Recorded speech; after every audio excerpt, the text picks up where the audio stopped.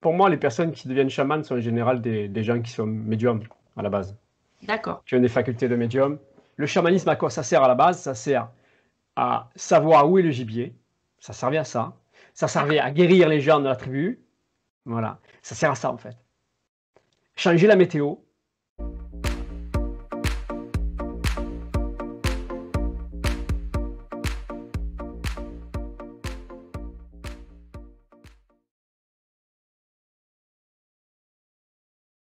Salut mes gâtés, bienvenue sur cette petite vidéo. Alors aujourd'hui c'est une vidéo interview et j'ai choisi d'interviewer, alors ça fait un moment que c'était prévu mais ça ne s'est pas fait jusqu'à présent, d'interviewer un chaman parce que je pense pas être la seule à ne pas savoir ce qu'est le chamanisme concrètement. Lorsqu'on va dans les magasins du type Cultura, Fnac ou je ne sais trop quoi, on voit pulluler sur les étals des bouquins sur la sorcellerie et le chamanisme. Mais en définitive, qui de mieux qu'un véritable chaman pour nous parler de chamanisme, hein, n'est-ce pas? Donc aujourd'hui, j'ai invité Eril qui nous fait l'honneur d'être présent. Depuis peut-être la Chine ou le Japon, je ne sais pas. Ouais, là, je pense que c'est le Japon. Attends, si je me décale, pardon, tu vois. Ah là là, très bel endroit pour faire une vidéo, vraiment parfait. Alors, Eril, j'aimerais dans un premier temps que tu te présentes un petit peu et que tu nous racontes ton parcours jusqu'à ta voix de chaman, déjà. Mon parcours dans tout ce qui est subtil, tu veux dire? Ben, ouais, comment tu es arrivé là? Parce que je suppose qu'on ne naît pas chaman, quoique peut-être ça doit se donner peut-être des fois dans les familles, mais je ne sais pas du tout comment ça se passe. Moi, je pense que le chamanisme, déjà, c'est quelque chose qui, en général, pour moi, les personnes qui deviennent chamans sont en général des gens qui sont médiums à la base, D'accord. qui ont des facultés de médium, exploitées ou pas exploitées, parce que habituellement, bon, des fois on les exploite, des fois on les exploite pas, selon un petit peu ce qui nous arrive dans la vie. Avec des fois, on a des prémonitions, des machins, on peut arriver, sentir les émotions des gens, sentir des choses cachées, etc. C'est un peu ce qui m'est arrivé. J'avais quelques prémonitions comme ça. D'accord. J'ai toujours été intéressé par tout ce qui était subtil, énergétique. Ça allait, j'en sais rien, moi, comme tout le monde, regarder des films de maisons hantées, tout ça, Ouais, ouais. ça m'a toujours intéressé. Mais en même temps, pour moi, c'était une évidence qu'il y avait autre chose. Qu'il y avait autre Dans chose, qu'il y la, avait pas, c'est-à-dire voilà. autre chose de plus grand Ouais, que nous. quelque chose en dehors du matériel, quoi. Tu vois. Ouais. J'étais pas, tu vois, par exemple, j'ai été marié, j'ai divorcé, mais je me suis marié à l'église parce que, juste pour faire plaisir à mes parents, mais je veux dire, je disais, moi, je crois pas en Dieu, je crois en quelque chose de plus grand. Je crois en quelque chose, tu vois. J'ai la foi, c'est pas croire, c'est j'ai la foi en quelque chose. C'est la différence entre croire, parce que croire, ça laisse le doute. Et avoir la foi, il n'y a pas de doute. Tu vois ce que je veux dire? Et j'avais la foi en quelque chose, je me suis marié, bon, voilà. J'ai toujours gardé cette ouverture-là. J'étais pas, voilà, je me sentais quand même athée dans le sens où j'avais pas, je pensais pas que me fier à un seul Dieu ou à un seul discours, etc. Tu vois. Et donc j'avais quand même une ouverture sur pas mal de choses. Et en fait, alors à la base, moi je suis chanteur d'opéra D'accord. et j'ai peut-être t'as dû voir sur mon profil sur Insta, il y a pas mal Ouais. de passages où je chante. En général plutôt de la variette, tu vois. J'ai mis quelques extraits d'opéra, mais voilà, parce que ça fait toujours partie de moi, quoi. Et avec ma femme, on a monté une assoce de musicothérapie, hein, avec Ouais. d'autres personnes. Et là-dessus, sur la musicothérapie, ben, il nous est arrivé pardon, de faire des salons du bien-être. Tu vois. Et un jour, je fais un salon du bien-être et je rencontre un chaman. Ce chaman, il me fait une sorte de bilan. Il travaille aussi avec un pendule, il me fait un bilan, il me dit, oh là là, tu as un taux vibratoire de ouf, c'est incroyable. Bon, moi, je suis assez méfiant. Il me dit, moi, je fais des méditations plusieurs heures par jour et t'es pas loin de moi et tout, c'est incroyable. J'achète un pendule, je fais un petit peu de pendule chez moi. Euh, je vois que j'influence et bon, j'essaie d'être honnête. Je dis, bon, Ouais. au bout de quelques mois, j'ai dit, j'arrête. Bon, bref. 6 mois plus tard, je rencontre un autre chaman et qui me dit la même chose. Et qui en plus, lui, me dit, si tu veux, je peux t'initier. Et il me dit, je vais t'initier à la radiesthésie, à la géobiologie, à l'énergétique en général. Et une fois que tu auras fait ça, je t'initie au chamanisme. Donc j'ai dit OK, tout de suite, tu vois. Et j'ai commencé à partir avec cette personne et c'est là que tout a commencé en fait. De rencontre en rencontre, tu vois, par rapport à des synchronicités, quoi. C'est vraiment, ouais. Tu vois, dans la vie, il n'y a pas de hasard. Et tu vois, moi, dans ma vie perso, moi, je suis mariée aussi. Et mon mari, il a un tatouage dans le dos. Et sous son tatouage, il y a marqué, avec une faute d'orthographe en plus, il y a marqué «La vie n'est qu'un jeu de hasard». Et en fait, quand on s'est rencontrés, je disais toujours, il n'y a pas de hasard dans la vie. Ouais, Et, clair. et tu vois, maintenant, je pense qu'il est d'accord avec moi. Il n'y a pas de hasard dans la vie. La Ah ouais, vie n'est pas un jeu de hasard, bien au contraire. Il y a ouais, toujours des choses qui arrivent sur notre route au bon moment. Alors des fois, on n'est pas toujours enclin à se rendre compte que les bonnes choses arrivent pour nous parce qu'on est dans le tumulte de la vie, parce que voilà, la vie en général, j'ai pas envie de dire la vie actuelle parce qu'à toutes les périodes, il y a eu des difficultés, mais voilà, mais c'est chouette en fait. Et du coup, tu as été initié au chamanisme. ouais, ouais. Il m'a initié après au chamanisme et je te dis avec ce premier rapport, parce que pour lui c'était quand même important de passer par la radiesthésie, la géobiologie, donc qui découle aussi de la radiesthésie, hein, travailler avec les mains, etc. Donc, et après il m'a dit une fois qu'on t'aura un peu nettoyé aussi, parce qu'il faut quand même nettoyer, on a tous des problèmes karmiques, Bien on sûr. peut avoir des choses sur nous, etc., des secrets de famille, des machins, tu vois, un peu lourds. Une fois qu'on a nettoyé tout ça, il m'a dit maintenant je vais t'initier au chamanisme. Et là on a commencé à prendre le tambour. Lui il m'avait fait des séances avec son tambour, etc. Et d'un coup, rien que le son du tambour déjà, waouh, je sentais un truc incroyable. Euh, et voilà, on a commencé à faire ça et de fil en aiguille, jusqu'au moment où après j'ai pu voler de mes propres ailes, tu vois. Et tu avais quel âge à peu près lors de cette Ah, découverte du moi, chant? c'était à 4 ans, tu vois. Donc D'accord, ah, c'est assez récent ça fait quand un même. petit moment, mais c'est quand même assez récent. Ouais, Parce d'accord. que si tu veux, quand on a monté le centre de musicothérapie, on utilisait dans ce centre une méthode, ce qu'on appelle euh, l'audio-psychophonologie. Donc on travaille sur les oreilles, avec un système créé par un professeur qui s'appelle le professeur Tomatis. Et donc on utilise sa technique, plus d'autres méthodes qu'on a rajoutées. Donc on fait une musicothérapie, on fait de la brain gym, on fait aussi des réflexes archaïques, je ne sais pas si tu connais. Non, mais ben, le nom me parle parce que voilà, je comprends ce que ça doit être, mais Voilà, donc si tu veux, c'est tout ce qui est en rapport avec les réflexes du bébé en fait. D'ailleurs, d'accord. par exemple, un bébé qui prend le doigt comme ça, on sait qu'il le prend tout de suite. Bon, ça c'est un réflexe d'agrippement palmaire. Mais des fois, ces choses-là, elles sautent. Des fois, tu as des gamins qui font pas du quatre pattes. Et ils passent directement, ils font pas de quatre pattes, ils marchent tout de suite. Et Ouais, en fait, ouais. qu'est-ce qui se passe après? C'est que ça t'enquiquine dans la vie d'enfant, dans ta vie d'ado, dans ta vie d'adulte. Tu as plein de D'accord. réflexes comme ça. Et si tu veux, ma femme est formée par rapport à ça.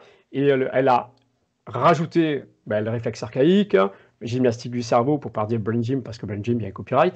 Mais on travaille sur les planches d'équilibre et on travaille sur les oreilles. Donc on rééduque l'oreille, les osselets de l'oreille moyenne, et on rééduque cette oreille pour récupérer les fréquences, etc. Parce que, si tu veux, Tomatis, il a cartographié l'oreille, et il a vu que dans l'oreille, chaque fréquence correspond à une partie du corps, et chaque fréquence correspond à un âge précis, d'un traumatisme précis. Euh, les creux, les pics, c'est-à-dire si tu entends très vite, ben, c'est un pic, mais c'est pas forcément très bien. Si c'est un creux, ben, on a mis plus fort pour que tu entendes. Donc on rééduque ça. Et là-dessus, ben, moi, depuis, après quand j'ai commencé à être indépendant par rapport au chamanisme, ben, j'ai pris les personnes du centre en soins chamaniques. Ce qui D'accord. fait que au niveau de ma clientèle, j'ai pas besoin de chercher. Ça fait partie de mon job au sein du centre. Et toutes les semaines, j'ai des personnes qui viennent pour la musicothérapie, mais qui en plus ont droit à un soin, c'est inclus dedans, tu vois.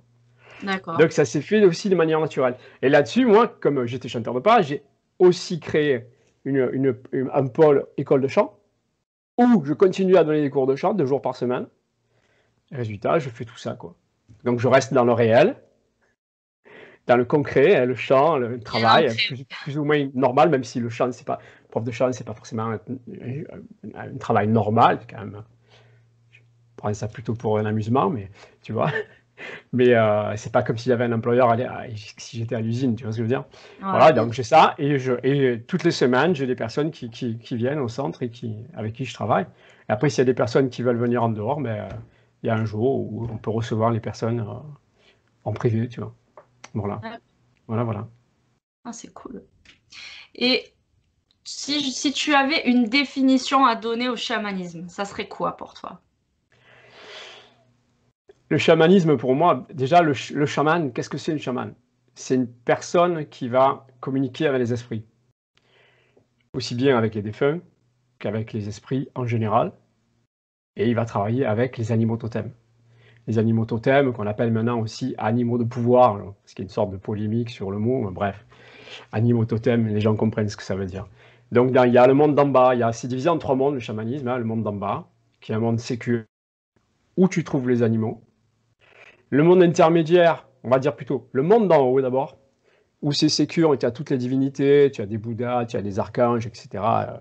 Voilà, tu as les anges, tu as toutes les divinités possibles et inimaginables. Et au milieu, tu as le monde intermédiaire. Le monde intermédiaire, si tu veux, c'est comme un calque de notre vie, de notre monde ici, avec ses dangers. Dans le D'accord. sens où il y a des endroits où tu ne dois pas aller, comme dans la vie. Tu vas pas aller dans un quartier de Marseille malfamé, la nuit à 2 heures du mat, par exemple. Tu vois ce que je veux dire? Ouais. Voilà, c'est pareil, c'est pareil. Le monde intermédiaire, c'est un monde fait d'ego, alors que le monde d'en haut, le monde d'en bas, il n'y a pas d'ego. Ce que tu as comme information, il n'y a pas d'échange d'énergie. On ne te demande pas d'échange d'énergie. C'est pur, c'est honnête. En bas aussi, c'est pur, c'est honnête, c'est magnifique. Et au milieu, c'est le monde intermédiaire. C'est dans le monde intermédiaire que tu vas avoir le plus, que tu auras peut-être le plus de résultats quand tu travailles dans le monde intermédiaire avec le petit peuple, hein, ou peu importe. Si tu dois faire des choses, en général, quand tu travailles sur des personnes, tu vas travailler les animaux totems qui ont des capacités pour faire des soins précis. Mais souvent, tu es amené à aller dans le monde intermédiaire, notamment quand tu travailles quand tu fais une destruction de la magie noire. Destruction de la magie noire, tout ce qui est emboutement, tout ça, bon, c'est quelque chose que tu fais à la fin de ton initiation, pardon. Et tu dois te déplacer dans le monde intermédiaire et après, voire même dans le bas astral, pour aller casser ce qui a été fait dans le bas astral. Voilà. Mais voilà, c'est cette capacité d'aller communiquer avec toutes sortes d'esprits au travers du tambour, au travers de la transe chamanique. Donc tu tapes avec ton tambour, un rythme précis, un rythme régulier qui te fait aller en transe. D'accord. Et tu peux faire simplement du tambour. Et si tu veux, au fur et à mesure, normalement, le chaman chante. Donc, si tu veux, il y a un sens avec ce que j'ai fait avant. C'est-à-dire que ma voix, elle est là, et elle est là, c'est automatique.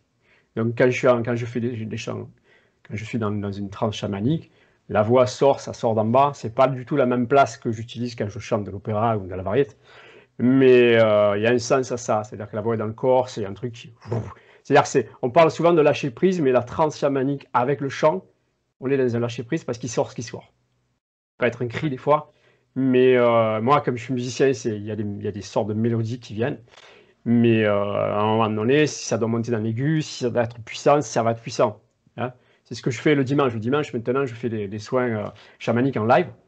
Ouais, j'ai vu. Parce que au mois de novembre, ouais, fin octobre, j'ai lancé un truc par rapport à la crise sanitaire. Je me suis dit, on est tous thérapeutes, etc. On fait des soins à des gens en particulier. Je me suis dit, pourquoi pas se grouper, faire un rassemblement de thérapeutes et se dire, on fait un soin tel jour, à telle heure. Et là, moi, j'ai dit, bon, par exemple, à 8 heures, le dimanche soir, à 20 heures, donc de 20 heures à 20h30, on fait un soin. Chacun fait le soin qu'il veut. Et ça nous permet de créer un égrégore positif. On parle Ouais. souvent d'égrégore négatif. Là, on crée un égrégore positif, tous en même temps, chacun fait le soin qu'il veut. Les gens qui sont thérapeutes font le soin Reiki, magnétisme, pardon, Laoshi, etc., etc. Les personnes qui veulent participer, mais qui n'ont pas de pratique particulière, ils font une méditation, ils font une prière, mais on se met tous ensemble. Tu vois. Et au bout d'un moment, par rapport à ces soins, j'ai ressenti le besoin de dire, bon, allez, je le fais en live, et s'il y a des personnes qui veulent mettre des écouteurs, j'ai assez de matos, parce qu'à l'école de chant, on a du matos. Je dis, je me mets en live, j'apprends un petit peu le streaming et compagnie, comment ça fonctionne. Et voilà, ceux qui veulent suivre, mettent des écouteurs, ils partent avec moi. Et donc, il y a des chants. Donc, sur YouTube, sur ma chaîne, il y a Il y a des chants chamaniques comme ça qu'on peut entendre. Il y en a que je dois mettre en ligne aussi, j'ai pas tout mis parce que bon, des fois ça prend beaucoup de temps et des fois j'ai pas trop envie d'être esclave pardon, Ouais, des réseaux, tu vois. je Donc des comprends. fois je lâche un petit peu, hein. Des fois j'ai des trucs en retard, mais je les ferai quand je les ferai, tu vois, je Voilà. m'écoute. Voilà, C'est bien. S'écouter, c'est quelque chose de pas ouais, toujours évident, mais c'est bien. ouais, Et du c'est coup, quand important tu pour un fais thérapeute. des chants chamaniques, alors, concrètement, ça te sert à faire de la guérison, mais aussi à voyager, donc, si je comprends bien, dans les autres mondes, c'est ça? C'est-à-dire que tu peux voyager sans chanter, rien que le fait d'avoir ce rythme régulier, tu vas rentrer dans autre chose, tu vas te mettre en monde de theta en fait, tu vois. Donc tu vas te mettre dans un état encore, c'est un état méditatif plus en fait, qui fait D'accord. que tu es dans la réalité mais tu n'es pas dans la réalité, tu pars. Le but c'est, dans les premiers voyages, par exemple quelqu'un qui voudrait s'initier au chamanisme, c'est d'aller essayer de descendre dans le monde d'en bas, imaginer quelque chose, par exemple un trou pour descendre. On peut aussi descendre, s'accrocher à un arbre et descendre à un arbre, descendre dans les racines pour aller très très très bas. Parce qu'au début, il ne faut pas aller dans le monde intermédiaire, parce que dans le monde intermédiaire, il y a un Ouais, peu de ouais. danger. Tu peux ramener des choses. Tu peux te ramener des entités, tu peux te ramener des trucs pas top. Et pas être bien après, tu vois ce que je veux dire. Et après, tu as besoin de quelqu'un qui va aller te nettoyer, tu vois ce que je veux Ouais, dire. Donc, il faut aller dans le monde d'en bas, et normalement, quand tu arrives dans le monde d'en bas, tu vas au début à la rencontre de ton animal totem. d'accord. Après, voilà, il faut se faire accompagner parce que ça peut être du flan aussi. Tu peux dire, bon, j'ai vu tel animal, etc., etc. Mais quand c'est ça, tu le sais. Quand c'est vraiment l'animal totem avec qui tu dis, ton animal de pouvoir, ton animal totem principal, on va dire, celui qui est là pour te protéger, tu vas le sentir, tu vas savoir que c'est lui. Et là, tu peux rentrer en communication, tu vois. D'accord. Donc ça, quand ta question, c'était quand tu fais ce voyage chamanique, oui, donc tu pars dans une transe, et dans cette transe, au fur et à mesure des voyages, au fur et à mesure de l'initiation chamanique, tu vas aller rencontrer des animaux totems euh, spécifiques pour des soins particuliers. Par exemple, le soin qui revient souvent, moi j'en fais beaucoup, c'est le recouvrement d'âme, c'est-à-dire qu'il y a Ouais. une personne qui a une perte d'âme. Alors, comment identifier si on a une perte d'âme? Très facilement, tu te poses la question, moi je pose la question aux patients, est-ce que vous avez dans votre vie un moment où vous avez senti qu'il y a eu un avant et un après? Et très souvent, les personnes disent oui. En général, quand ils viennent, c'est parce qu'il y a quelque chose. Après, ça peut être lié au karma, on en parlera tout à l'heure, mais voilà. Un avant-après qui fait que plus rien n'a été pareil après cet événement-là. Et en fait, qu'est-ce qui se passe? Au niveau de l'âme, tu as une sorte de sécurité qui fait qu'il y a des bouts d'âme qui partent. Sachant que si tu as 100% d'âme qui part, tu meurs. Ouais, ouais.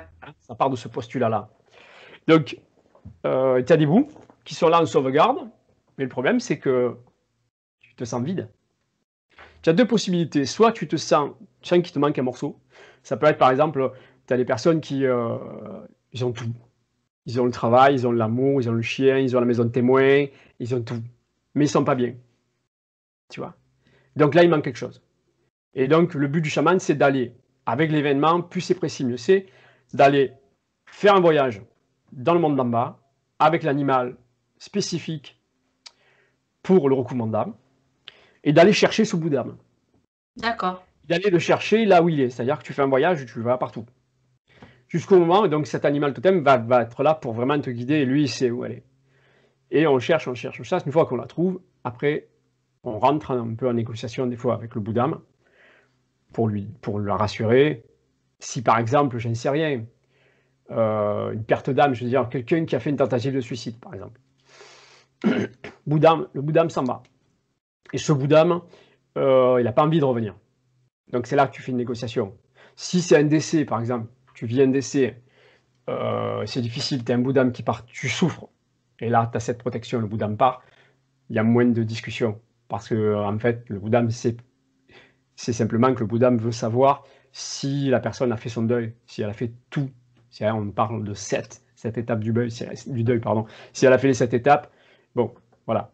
Et là, tu lui dis. D'accord. Voilà. Après, si ce sont des actions précises, il faut que la personne s'engage aussi si elle a fait quelque chose un peu volontaire. Je parle de suicide par exemple, un peu volontaire qui a amené à une perte d'âme, il faut que la personne s'engage à ne plus le refaire parce que sinon le bout d'âme va repartir. La deuxième fois, tu vas aller la chercher. Tu peux peut-être la ramener, mais pas 3 fois. Donc il ne faut pas refaire. Voilà. Et tu peux avoir plusieurs pertes d'âme dans une vie en fait. En général, on en a plusieurs. Hein. Et des fois, on peut imaginer penser qu'on n'en a pas eu à cause de quelque chose, parce que des fois on fait du déni et on dit mais non, mais ça s'est très bien passé, il n'y a pas de problème, mais en fait, tu le vois, quoi. Tu le vois quand tu cherches, quand tu poses des questions. Si j'ai la personne en soin, parce que je travaille aussi avec les mains, moi je divise mon soin en 2 parties.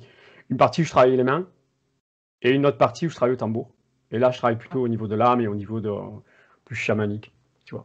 Donc je fais les deux. Et bon, voilà. Alors, tout à l'heure, tu me disais comment je suis arrivé à ça, mais c'est-à-dire que des fois, quand tu es initié, ou que tu rentres dans l'énergétique, etc., tu peux te dire que tu te la racontes, que c'est du flan, etc. Et moi, je suis très méfiant par rapport à ça. C'est pour ça que j'avais abandonné au départ la radiesthésie, le pendule. C'est que, en fait, ce qui s'est passé, c'est que quand j'ai commencé à mettre les mains sur les épaules des gens, j'ai vu des événements du passé, des événements traumatisants, des traumatismes du passé. Et j'ai dit aux 2 personnes, j'ai vu ça et ça et ça. Ah ouais, c'est ça, vous êtes en train d'écrire tel truc, tel truc. Et là, je me suis dit, bon, c'est pas du flan, il y a quelque chose d'autre. Vraiment, tu vois ce que je veux dire? Et c'est ça qui m'a fait continuer. Parce que sinon, tu sais quand tu fais un soin, tu as 30% de placebo, on le sait. Bon, ça fait partie du jeu. Mais en même temps, moi, je considère que le placebo, c'est une énergie. C'est une manière de déclencher chez l'autre la guérison. Donc, je veux dire, à partir de là, c'est une énergie. Aujourd'hui, on est en train c'est un peu péjoratif en disant, bon, c'est placebo. Mais c'est puissant, un placebo. Mais Tu vois bien ce que je veux sûr. dire? Peut-être on va inventer des thérapeutes spéciaux placebo. Tu vois ce que je veux dire? Mais déjà, c'est génial. Le mec qui arrive à te faire un placebo et à te guérir, et à te soigner, à te soulager, rien que par son charisme, sa présence, etc. Je ne vois pas pourquoi ça ne serait pas bien. Mais bon, on sait qu'on a 30%, et le reste, c'est le soin. Donc moi, je restais toujours en me disant, bon, il faut rester, moi, je reste quand même très, très ancré, et je ne fais pas tourner toute ma vie autour du chamanisme. D'accord. Ou autour de l'intuition, du troisième œil, du machin, du pendule. Je ne prends pas mon pendule pour savoir si je pars la deuxième semaine des vacances. Tu vois, je rentre pas là-dedans. J'arrête pas les gens dans la rue en disant j'ai un message pour vous, tu vois. Je veux dire. Ça, c'est des messages où tu sens que les personnes commencent à te quiller, commencent à faire ça. Il faut qu'ils reviennent, quoi. Il faut qu'ils reviennent. Et après, en même temps, si on est venu ici, s'incarner, c'est pas pour être là-haut.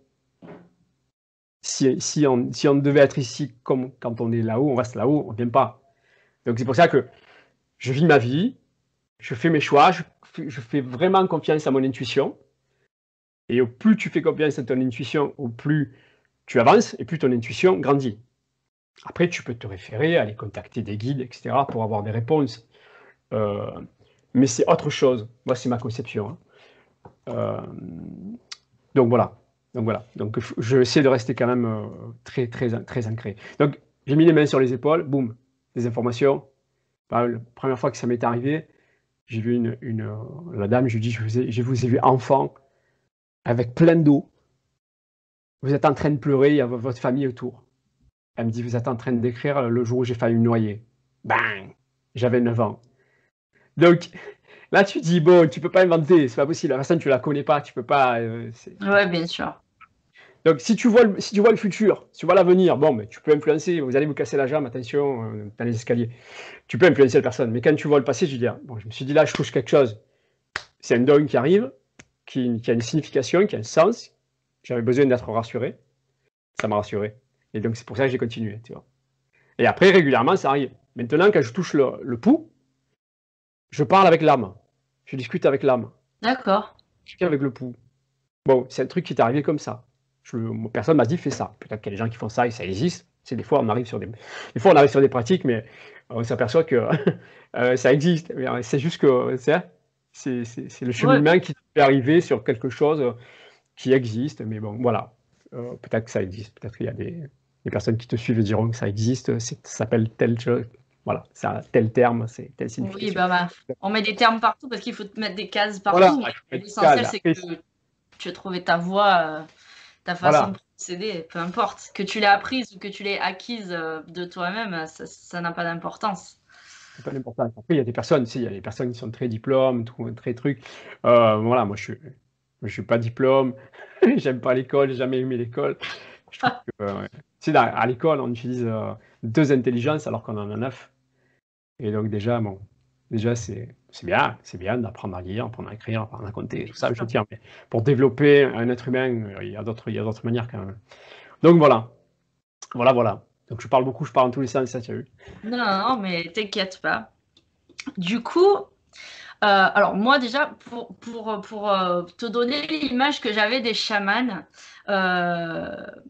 déjà j'avais l'impression que ça pouvait pas exister en France. Alors c'est peut-être très bête comme réflexion, mais tu sais, j'avais toujours l'image un peu, cette image un peu sûrement qui est biaisée finalement, mais du chaman ou africain ou amérindien qui a besoin de, ou en Afrique, tu sais, danser, faire des rituels, porter des masques et tout ça pour rentrer en transe, soit du chaman amérindien avec son tipi, son calumet de la paix ou je sais pas trop quoi, ou qui fumait ou qui Ouais, faisait des ouais. saunas, tu vois, pour transpirer finalement, voilà, se retrouver. Et je pensais qu'en France, alors je me doutais bien qu'il devait y en avoir, mais je pensais que c'était dans des enseignements qui se transmettaient soit directement ou en Afrique ou en Amérique, mais qu'on ne pouvait pas le transmettre comme ça et que c'était quelque chose qui se vivait depuis jeune en fait.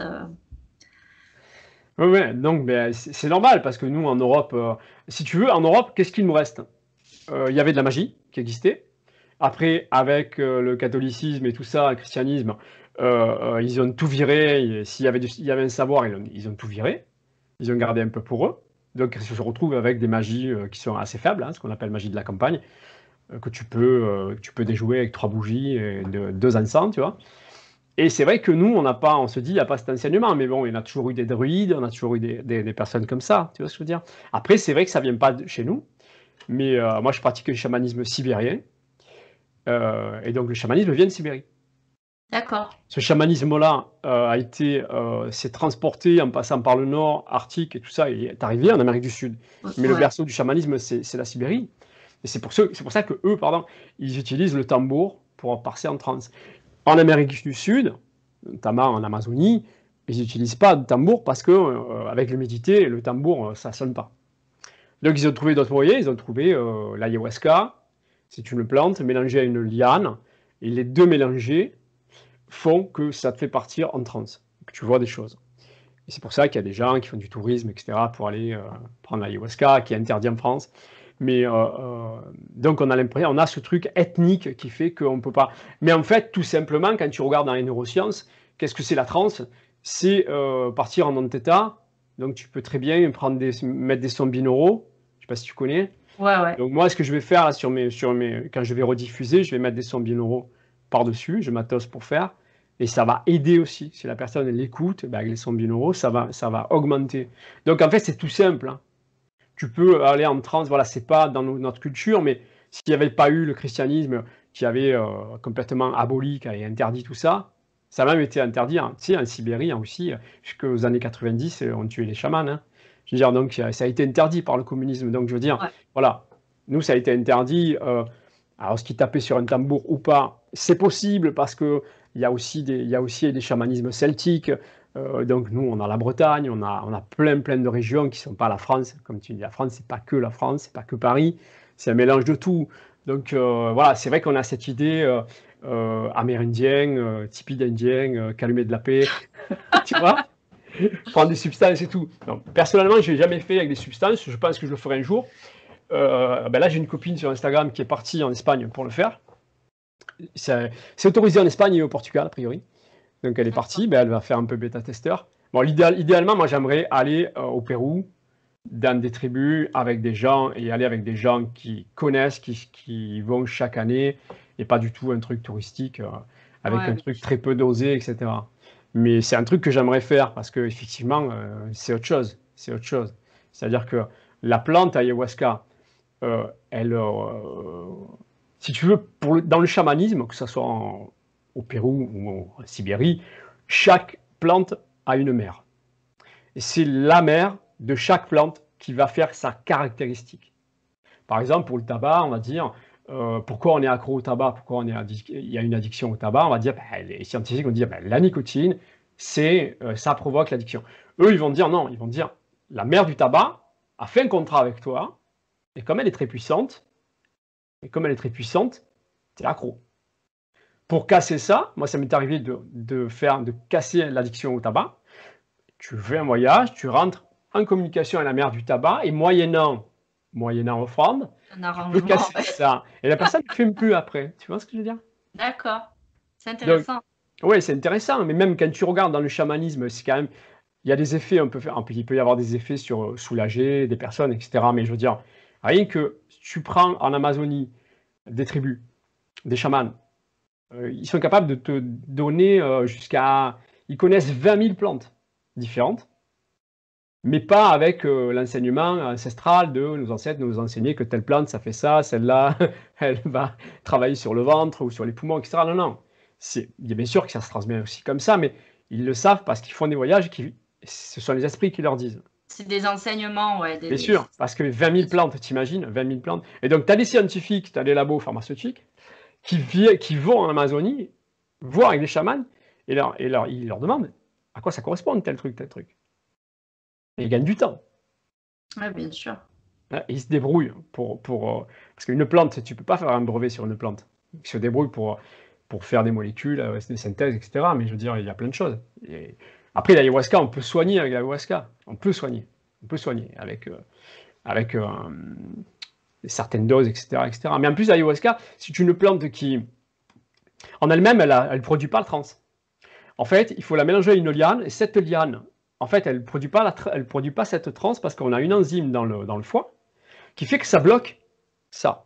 Et pour enlever ce blocage de l'enzyme pour aller en trans, on rajoute cette liane qui va faire que ça va inhiber cette protection qui fait que on va partir en transe. Donc c'est un mélange donc il ne faut pas faire n'importe quoi.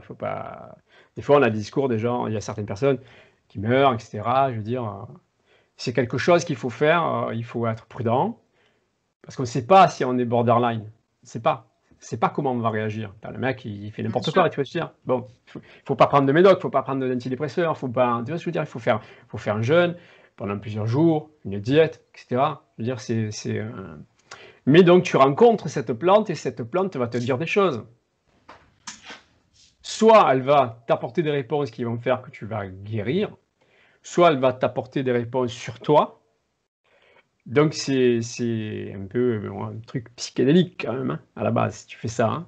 Mais ça t'apporte, voilà, normalement, le chamanisme, à quoi ça sert à la base? Ça sert à savoir où est le gibier, ça servait à ça. Ça servait à guérir les gens de la tribu, voilà, ça sert à ça en fait. Changer la météo, voilà. D'ailleurs, je l'ai fait plusieurs fois. J'ai fait 7 fois le changement de la météo, et les 7 fois, ça a fonctionné. Donc, ça marche. En plus, on dit que, qu'est-ce qui est scientifique? Scientifique, on dit qu'une chose est scientifique quand on peut la répéter. Je l'ai répété 7 fois, les 7 fois, ça a fonctionné. On pourrait dire que bon, c'est de la chance.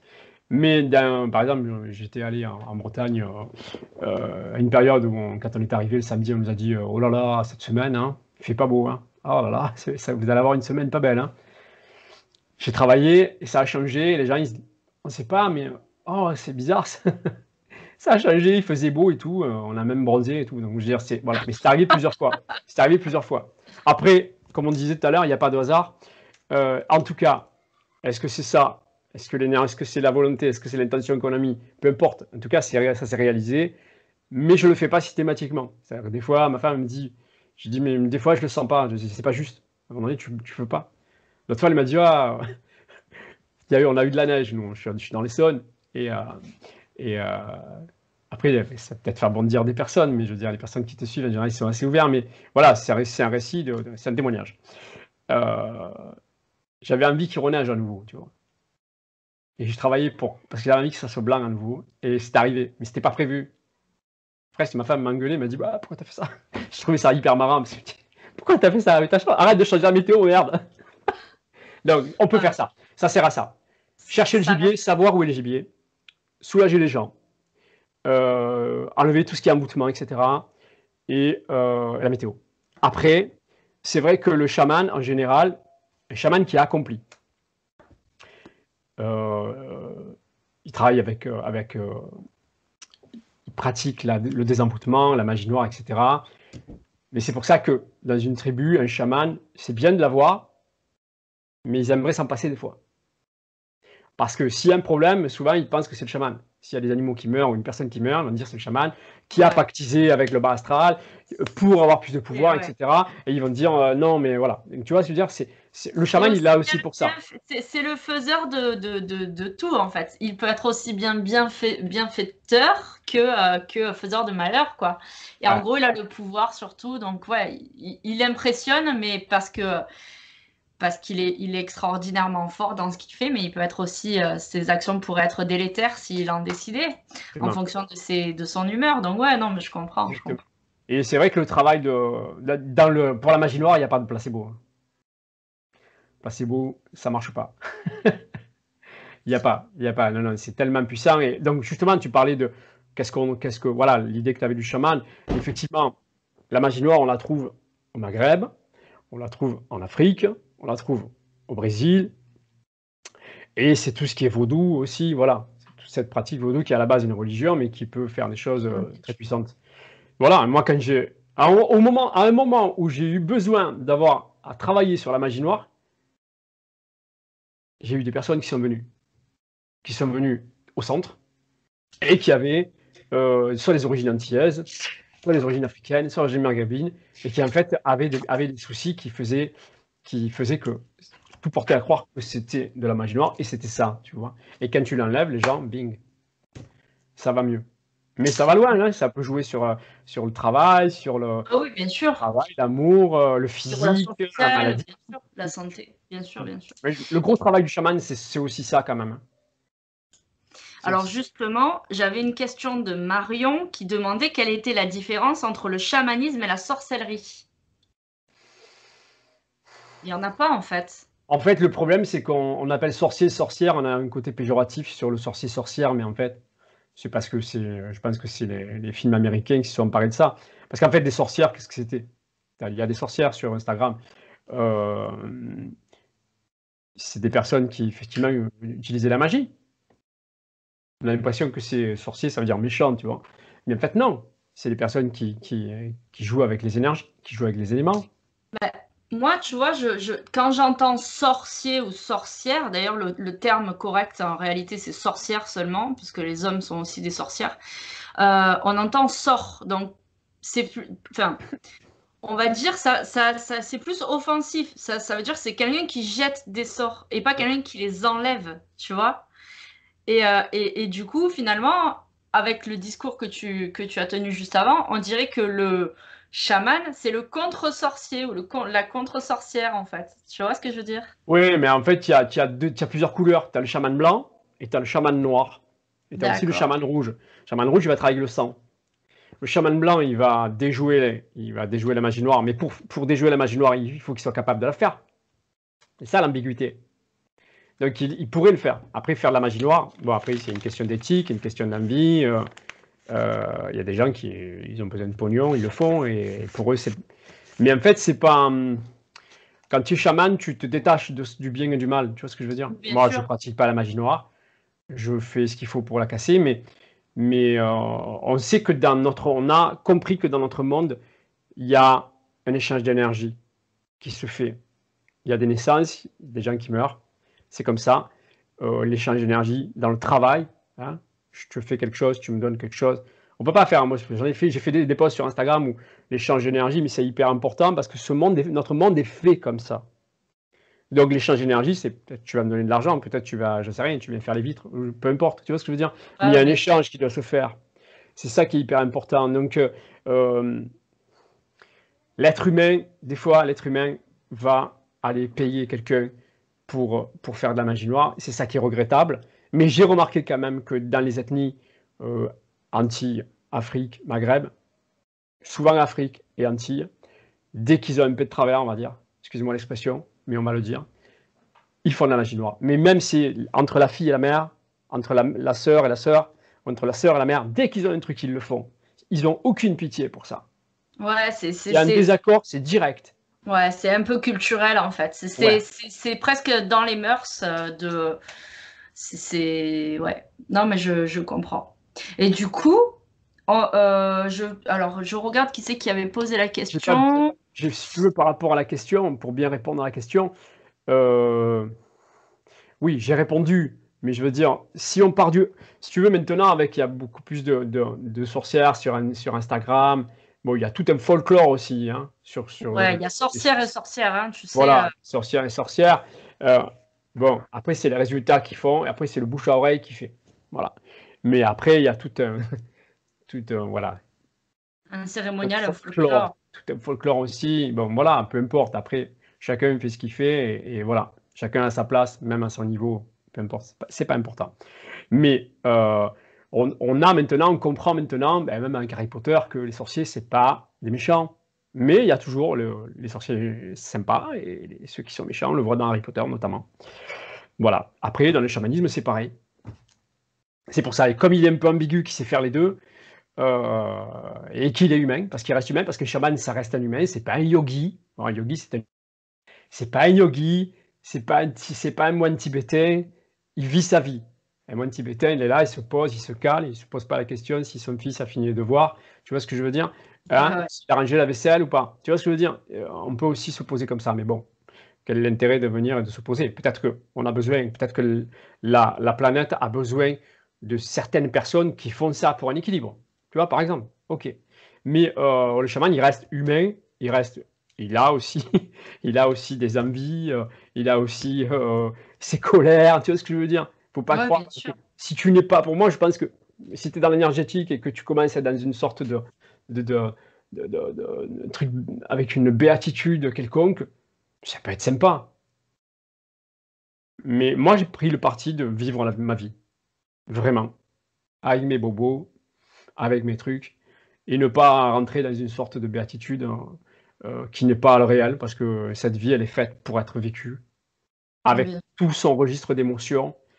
Et quelque part, moi, le chamanisme, ça m'apporte quoi? Ça m'apporte euh, du sens dans la vie. Tu vois ce que je veux dire? Tu relativises beaucoup de choses, mais tu comprends que même dans les choses négatives, il y a quand même, les choses sont quand même justes, parce qu'il y a ce fameux équilibre. Il y a quelque chose de juste. Et pourquoi j'ai ce recul? C'est que quand tu es chaman, tu n'as plus peur de la mort. Tu te détaches de ça, tu comprends plein de choses, tu vois plein de choses qui ne sont pas la réalité de ce qu'on veut nous dire. Et tu as ce recul sur ça, et tu as ce recul tu comprends que c'est quand même, on vit quand même dans une sorte de. Il y en a qui parlent de matrice, mais on est dans une comédie quand même. On est dans un grand théâtre. Et ça fait que, ok, tu le sais, tu le vis, et tu dois faire ta part d'acteur pour être acteur de ta vie et pour être acteur dans ce système-là. Voilà. Donc, ça te fait prendre beaucoup de recul sur les choses. Tu me disais par rapport à la question? Ouais, ouais. Non, mais ok, ça répond bien. Mais du coup, cette même personne, Marion, me disait qu'elle avait fait une transe. Alors, l'origine de la transe, je ne sais pas. Et qu'en fait, elle a vu un message qui lui disait que entre la sorcellerie et le chamanisme, elle a eu une phrase qui disait c'est le même alphabet, mais des chemins différents. Et en fait, c'est un peu ce que tu es en train d'expliquer, quoi. Il y a des Oui, mais choses qui se retrouvent. bien sûr, mais oui, oui et non, parce que dans les sorciers, il y a deux catégories aussi. Il y a des gens qui vont déjouer les choses, qui vont calmer, qui vont apaiser. Il y en a d'autres qui vont faire des sorts. Moi, j'ai eu sur Instagram l'année dernière des personnes qui m'ont demandé de l'aide. Ça va être sorcier, etc. Ils n'y arrivaient pas à déjouer les trucs, et en dernier ressort, ils m'ont appelé, et bon, voilà, après on a cassé le truc, mais euh, eux, ils étaient positifs, et d'autres personnes, des jalousies, etc., leur ont fait des choses, leur ont mis des trucs, qui ont fait qu'ils étaient mal, quoi. Très mal. Donc il y a les deux, que ça soit dans tout ce qui est magie, parce que je fais aussi, je travaille aussi avec les runes, hein, les runes scandinaves. Ça, c'est un truc de ouf. Et aussi bien dans le travail des runes que le travail des sorcières, etc., ben, tu auras toujours les deux pendants, parce que c'est comme ça. Notre Ouais, monde mais est c'est fait la de ça. nature humaine, bien sûr. Donc Du il y a des moment sorciers, on va dire, je sais pas, moi je connais pas bien le côté sorcier, mais il y a les blancs, il y a les noirs, et pareil chez les chamans. Oui, mais c'est Des juste le fois, ils font côté les deux. humain, en fait. très souvent, tu vas en Afrique, mais ils font les deux.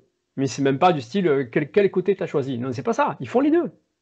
Tu viens parce que tu as un problème, tu viens parce que tu veux raquer, parce que tu veux faire du mal à ton voisin, parce que, voilà. Ben, ils le font. C'est ce que je veux dire. Ils le font. Oui, bah parce qu'en fait, ils ne sont pas juges, ils ne sont pas là pour trancher ce Non. qui est bien, ce qui est mal. Ils font ce qu'on leur demande. Ils sont juste, en fait, le lien entre deux actions et eux, en fait, ne se mettent pas en juge. Et de toute façon, on dit bien le jugement, le juge ment, donc ça sert à rien de choisir un camp. Il n'y a pas, enfin, non, je comprends. Mais du coup, j'avais une autre question qui était, qui m'a posé ça? Euh, je pense que c'était Marion aussi qui me demandait quels sont les risques dans le chamanisme. Est-ce qu'il y a des risques et quels sont-ils? Les risques que tu peux avoir, c'est quand tu casses la magie noire, quand tu fais des emboutements, tu as un risque. Parce qu'en fait, le chaman, pour une magie, une vraie magie noire, je ne parle pas de magie de la campagne, magie sorcellerie, truc européen, non, ça c'est assez facile à enlever. Mais tout ce qui est magie noire, il faut savoir que c'est créé, tout ce qui est magie vaudou, africaine, etc., antillaise, c'est créé dans le bas astral. Donc le chaman va dans le bas astral et va aller s'exposer et va aller pactiser avec une entité du bas astral. Parce que cette magie est faite dans le bas astral. Donc pour la déjouer, il faut aller dans le bas astral. Donc le danger est là. Donc l'entité, elle va te proposer des choses, des offrandes. C'est à toi de dire non, c'est comme un commercial. C'est à toi d'accepter ou pas accepter, selon ton éthique. Si par exemple tu rencontres une entité qui te demande n'importe quoi, ben, tu vas en boire une autre. Donc tu te déplaces dans le bas astral. Dans le bas astral, c'est pas sécure. Tu comprends? Tu peux ramener des choses, tu peux toi morfler. C'est ça le danger, en fait. Après, la représaille, si toi tu fais un désenvoûtement ou tu casses la magie noire, en fait, normalement il n'y a pas de représailles pour le chaman. C'est parce qu'il y a quelque chose d'éthique un peu, qui est un peu international, un peu universel. C'est que le chaman qui a fait même si tu casses quelque chose qu'il a fait, il ne va pas te le renvoyer sur toi, il va l'envoyer sur le patient. Il va le renvoyer sur la personne qui a demandé à casser. Mais c'est juste une histoire. En fait, on est vraiment dans le concept du client, quoi. C'est entre clients que ça se passe. Donc le chaman ne va rien faire contre toi. L'autre chaman ou un marabout, peu importe. Voilà. Donc c'est ça, le danger c'est ça. C'est quand tu vas dans le bas astral. Parce que tu peux essayer de déjouer de la magie noire avec les animaux totems, mais tu vas pas y arriver en fait. C'est pas fait dans leur monde. Tu vois ce que je veux dire? Ouais. C'est comme si tu allais, tu prends un chaman, tu dis, ben, tu vas en Europe, tu vas dans la salle d'opération, tu prends les ustensiles et tu fais le truc. Ben, non, il sait pas, c'est pareil, c'est deux mondes à part. Il va faire un carnage, le mec. S'il ouvre le thorax, tu vois ce que je veux dire? C'est pareil. Ouais, bien sûr. Mais du coup, je voudrais mettre une petit bémol là-dessus, concernant les propos que tu as eu juste avant. Pour ceux qui nous regardent et qui voudraient du coup se mettre à la magie, à n'importe quoi, mais à commencer à créer des sorts et tout ça, et que c'est pas pour vous, mais que c'est en étant l'intermédiaire entre deux personnes, entre deux personnes, ne vous imaginez pas qu'il ne pourra rien vous arriver du tout. Hein, qu'on soit bien d'accord. Logiquement, si le sort était déjoué, ça revient au demandeur et pas à l'envoyeur. Finalement, ça revient au demandeur. Mais toute pratique comporte un risque, même si c'est pas pour nous. Donc, n'allez pas imaginer que faire de la sorcellerie, même si c'est pour les autres, c'est facile et sans danger. Il y a quand même un danger pour vous. Donc voilà, on met un petit bémol là-dessus, que tous les apprentis Harry Potter ne se disent pas « Ah chic, je vais commencer à faire des machins, des trucs, et puis je vais vendre. » Et puis en plus, moi, ce qui me gonfle un peu, qu'on soit clair, c'est... alors, c'est pas que Instagram, mais c'est beaucoup Instagram parce que je suis beaucoup sur Instagram. C'est toutes ces sorcières, tous ces sorciers qui sont très commerciaux. En fait, qui vendent des trucs où je me dis, putain, mais je pense que les sorcières d'il y a 100 ans, 200 ans, 500 ans en arrière, si elles voyaient ça aujourd'hui, elles seraient mortes de rire. Parce que, enfin, il y a des trucs, je me dis, vendre des simples fondants à mettre dans une bougie, avec 3 pétales de rose, 3 machins, 3 huiles essentielles, on te dit il y a eu un rituel dessus, t'inquiète pas, ton mec ou ta meuf va revenir dans ta vie juste parce que t'as fait brûler ça. Je me dis, mais putain, faut être sacrément crédule pour s'imaginer que la sorcellerie, c'est juste ça, quoi. Au pire, ça va sentir bon dans ta maison. Au pire, ton mec ou ta nana va peut-être t'envoyer un SMS, mais c'est tout le pouvoir qu'il y aura dessus, quoi. Donc, moi, ça me gonfle un peu parce que ça décrédibilise certaines pratiques qui sont déjà très puissantes quand elles sont bien utilisées, si on peut dire ça déjà, et qui ont... Enfin, je veux dire, il y a eu l'Inquisition, il y a eu la chasse aux sorcières. Alors, c'est pas tout à fait ce qu'on imagine quand on étudie bien le phénomène, mais ça a laissé beaucoup de traces. Et c'est pas parce qu'aujourd'hui, on est en 2020 ou 2021, qu'on doit et on peut se permettre de passer presque les sorcières pour Madame tout le monde, et que tout est possible et faisable juste en mélangeant 3 pétales et 3 machins. Je trouve que ça ridiculise en fait le milieu, tu vois. Oui, tu peux bien sûr, tu peux créer quelque chose et mettre une intention, et si tu as du magnétisme et que ton taux vibratoire est haut, etc. Mais de là à dire que ça va ramener ton mec, déjà, ces choses-là, moi, je les fais pas. Faire quelque chose pour que le mec revienne, tu vois ce que je veux dire? Non. Et bien sûr, c'est ce que je dis souvent à ma communauté. Je dis déjà, c'est aller biaiser le jeu, parce que si le mec ou la nana est parti de la vie, de la vie du couple, c'est qu'à un moment donné, la situation était plus bonne pour lui. Pourquoi on va aller l'hameçonner et le tirer de force vers la personne? Elle est malheureuse, elle est triste, ok, j'en conviens, c'est normal, c'est un sentiment normal. Mais de là à aller taper dans le libre arbitre de la personne et la faire revenir, entre guillemets, contre son gré, de toute façon, ça n'amènera jamais une relation finalement qui sera paisible et agréable. Ce sera que du temporaire. Donc ça, c'est un message que je fais souvent passer. Mais en fait, si tu veux, moi, toutes les sorcières, là, alors c'est pas une critique si ceux qui regardent cette vidéo plus tard font ça, bon, ben voilà, mais c'est peut-être une petite ouverture de conscience qui va se faire. Mais faire, par exemple, des fondants pour bougies avec un pseudo-rituel dessus, ça dépossède aussi la personne qui achète de son rôle dans l'histoire. Parce qu'en fait, la personne s'imagine qu'en payant 5 € un petit fondant à la cire et en le mettant simplement dans un réchaud, ça va changer sa vie. Mais en fait, je suis pas sorcière, mais je pense que l'intention du sorcier, mais aussi l'intention de la personne qui demande le sort est primordiale. Je veux dire, quand on est malade, si on va chez le médecin, c'est l'intention d'aller se soigner, c'est pas juste l'intention de savoir ce qu'on a. Tu comprends? Et c'est ça qui me dérange aujourd'hui avec une partie des sorcières Instagram, parce que elles dépossèdent les gens du rôle qu'ils ont à jouer dans leur propre vie. Les gens s'imaginent que moyennant des virements PayPal, ben, ils vont réussir leur vie, alors qu'en fait, ça ne se joue pas juste à aller acheter un sort, c'est aussi aller y mettre du sien et faire en sorte que ça marche. Clac. Clic. Par rapport aux sorcières, c'est vrai qu'on peut souvent se dire sur Instagram ou quoi, même par rapport au chamanisme, tu vois ce que je veux dire? Le mot chamanisme, maintenant, c'est pas parce que tu fais 3 cling-cling sur un tambour que tu chamanes, tu vois ce que je veux dire? Maintenant, ils ont trouvé l'expression, c'est pas thérapeute chamanique, c'est praticien chamanique. Mais ça veut dire quoi, praticien chamanique? T'es chaman ou t'es pas chaman?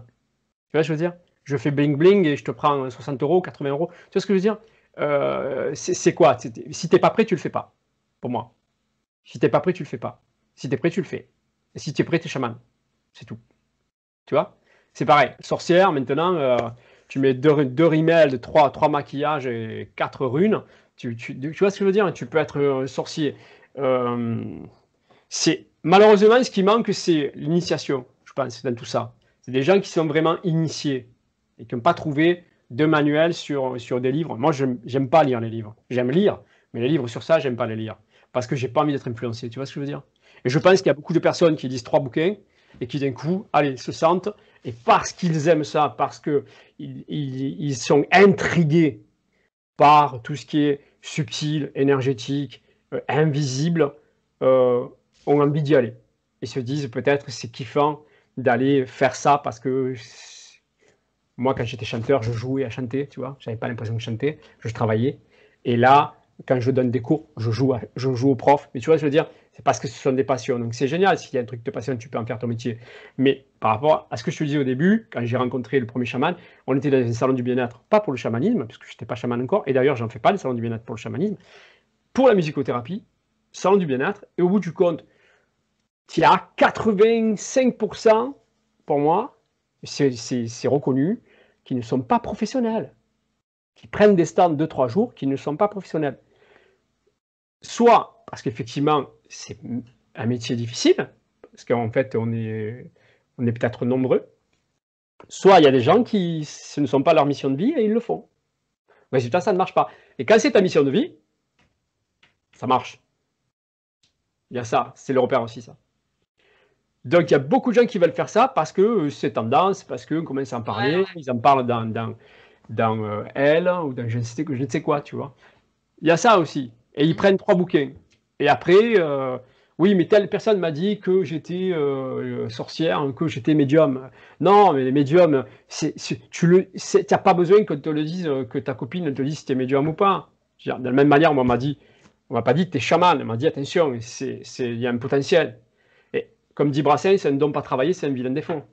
Donc, soit tu le travailles, soit tu ne travailles pas. Après, pour le chaman, si tu veux, là, on dit que si tu ne vas pas, même pour tout le monde, si tu ne vas pas vers ta mission de vie, ben c'est là que les problèmes arrivent.